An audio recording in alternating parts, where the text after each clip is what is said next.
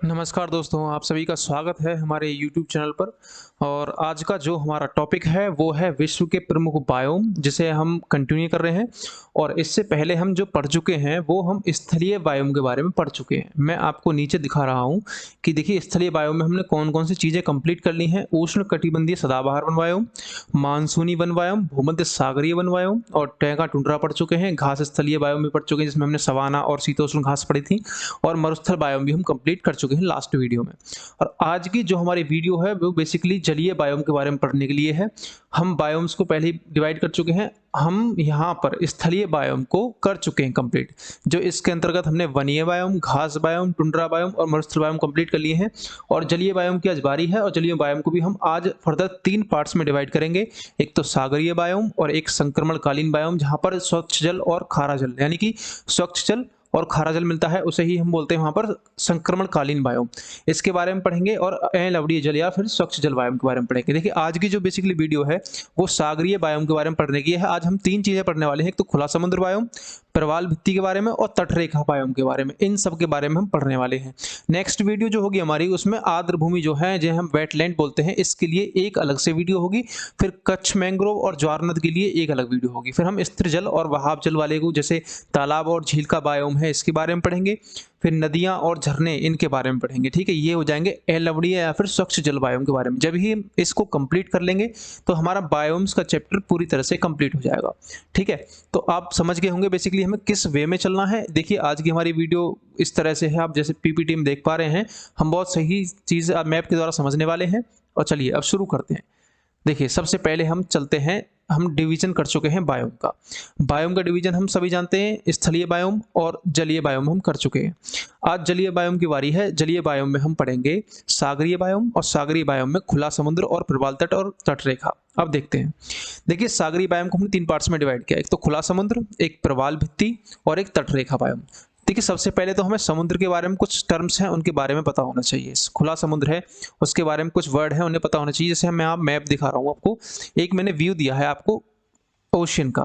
यहाँ पर अगर मैं एक चीज़ देखूँ, ये ढाल है, जैसे ये आप इसमें रेड इंक से मैं जो मार्क कर रहा हूँ इसे देख पा रहे होंगे। ये समुद्रों के अंदर ढाल होता है, ये महाद्वीपीय प्लेट का ढाल है। यहाँ पर इस समुद्र का पानी है पूरे में और ये यहाँ पर ठोस जमीन है। तो इसी को हम किस तरह से डिवाइड करेंगे, देखिए आप यहाँ देख पा रहे हैं, यहाँ से ये तट स्टार्ट होता है।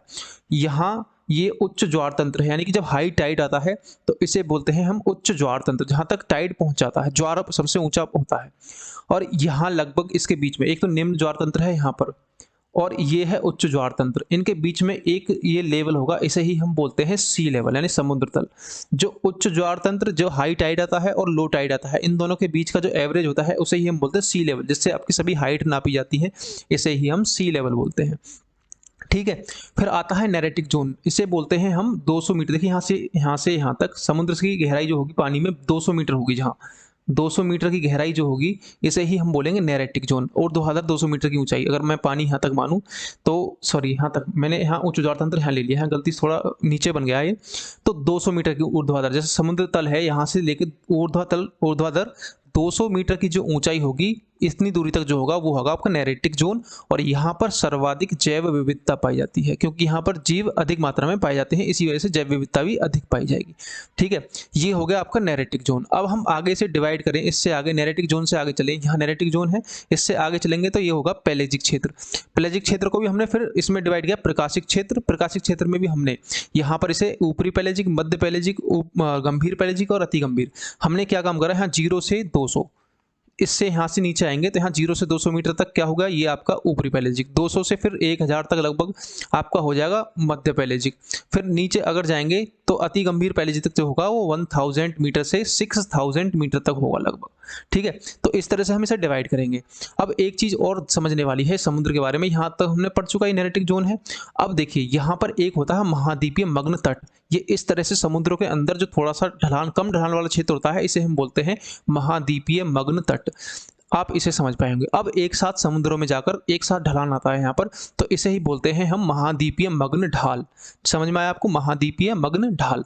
अब जैसे ही हम यहाँ इस स्थान पर पहुंचेंगे, यहाँ से आगे चलने पर एक सिंपल समुद्र के अंदर एक प्लेन होगा, इसी को हम बोलते हैं गंभीर महासागरीय मैदान। ठीक है, अबाइसल प्लेन बोलते हैं इसे, अबाइसल प्लेन। अब यहीं पर इसी क्षेत्र में जो गंभीर महासागरीय मैदान होगा, यहाँ पर ट्रेंच पाई जाती है। ट्रेंच जिन्हें हम बोलते हैं गर्त, आपने सुना होगा मोरियाना गर्त सबसे गहरी ट्रेंच है पूरे वर्ल्ड में किसी भी समुद्र में, ठीक है। तो इसी तरह से ट्रेंच पाई जाती है, इन्हें ही हम गर्त बोलते हैं। तो उम्मीद है आपको सागरों के बारे में इनकी चीज़ें ये चीज़ समझ में आई होंगी, ठीक है। अब हम चलते हैं खुला समुद्र की तरफ। खुले समुद्र में जो जीव पाए जाते हैं उन्हें हमने 3 पार्ट्स में डिवाइड किया। एक तो प्लैंकटन बोलेंगे हम, एक को नैंकटन बोलेंगे, एक को बेंथस बोलेंगे। प्लैंकटन जो होते हैं वो सागरीय बायोम के प्रकाशित मंडल में, जैसे मैंने आपको ये बताया प्रकाशित क्षेत्र है, इस क्षेत्र में यहाँ से यहाँ तक इस क्षेत्र में जो ऊपर तैरने वाले जीव होंगे, ऊपर जो होंगे उन्हें ही हम बोलेंगे प्लैंकटन। प्लैंकटन जो होंगे वो समुद्री तल में ऊपर होंगे, यहाँ पर प्रकाशित क्षेत्र में, पेलेजिक क्षेत्र की बात करें तो ये हो गया आपका प्लैंकटन। जैसे यहाँ पर शैवाल है, शैवाल ऊपरी हिस्से में पाए जाएंगे, साइनोबैक्टीरियम है, डायटम है, इनके बारे में। अब है नेक्टन। नेक्टन जो होते हैं ये सागरीय जल की विभिन्न गहराइयों में स्वयं तैरते हैं और इनमें अधिकांश प्राणियों में रीढ़ की हड्डी पाई जाती है। देखिए यहाँ पर, अब ये तो ऊपर वाले जीव हो गए। अब इससे नीचे की तरफ जाएं तो जब समुद्र की विभिन्न गहराइयों में जो तैरते हैं उन्हें ही हम बोलते हैं नेक्टन, ठीक है। ये आपका याद रखना है। जिसके अगर हम एग्जाम्पल की बात करें तो एग्जाम्पल पे हैं व्हेल, जेलीफिश और क्रील, इन सब के बारे में आप देख लीजिए, ठीक है।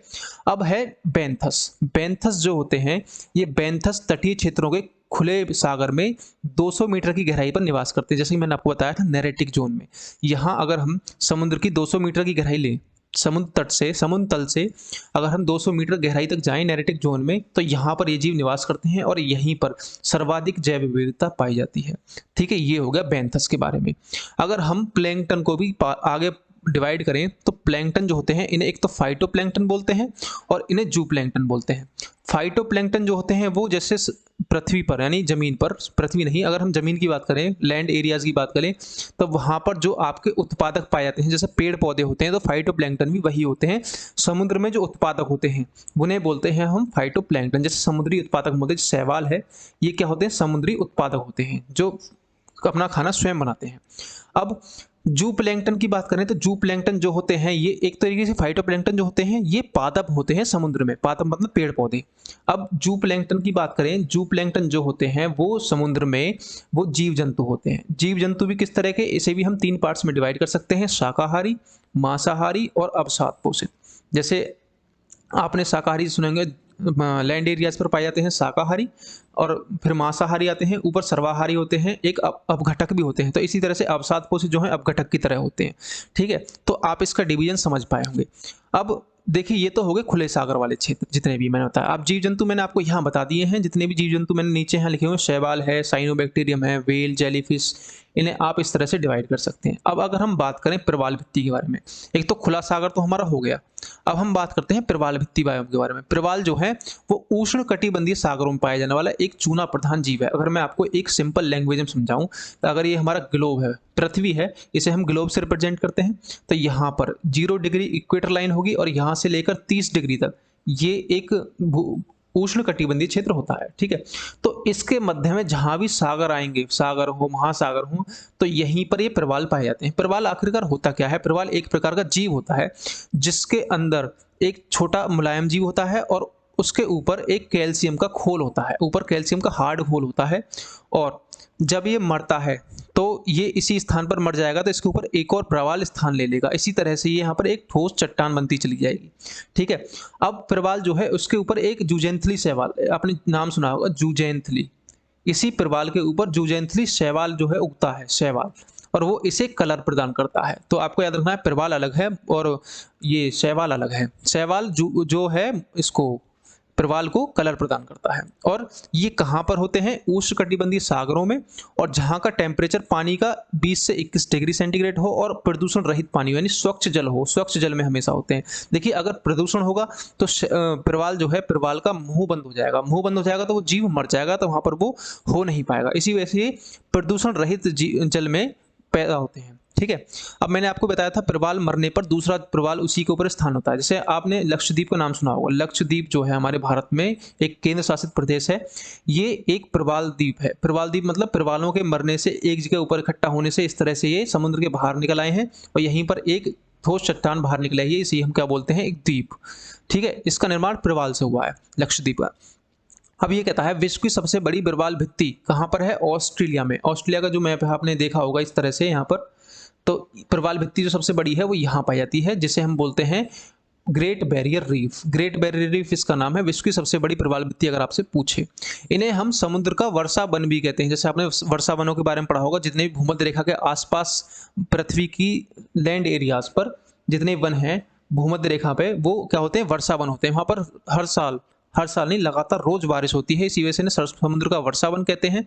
और यहाँ पर भी ये इसी तरह का काम करते हैं। ठीक है, अब मैंने आपको बताया था प्रवाल के ऊपर जुजेंथली शैवाल पाया जाता है, जो कि प्रवाल को क्या करता है, रंग प्रदान करता है। अब प्रवाल भित्तियों की बात करें तो भारत में कहाँ कहाँ प्रवाल भित्तियां पाई जाती हैं, तो देखिए एक तो मन्नार की खाड़ी में। मन्नार की खाड़ी कहाँ पर है आपकी, ये है मन्नार की खाड़ी, यहाँ पर तमिलनाडु से नीचे श्रीलंका और तमिलनाडु के बीच में यहाँ मन्नार की खाड़ी है, यहाँ पर प्रवाल भित्तियां पाई जाएंगी।